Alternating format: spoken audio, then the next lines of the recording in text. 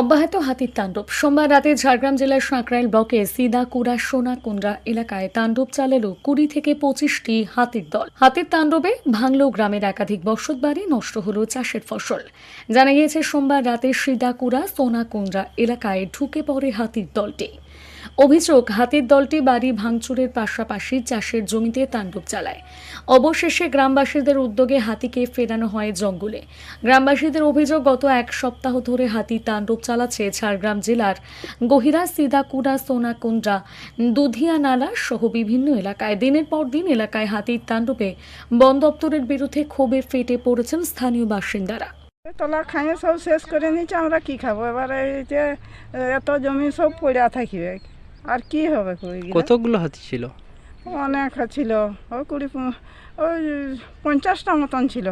আপনার কি পুরো জমিটাই নষ্ট হয়ে গেছে? হ্যাঁ, পুরা জমিটাই নষ্ট হয়ে গেছে।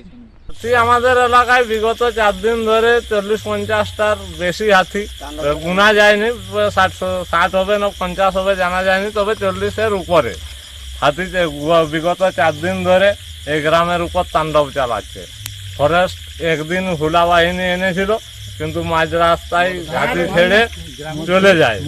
এবারে গ্রামের সমস্ত ধানের তলা, সবজির চাষ যেসব ছিল, বাঁশের বাগান সব নষ্ট করেছে।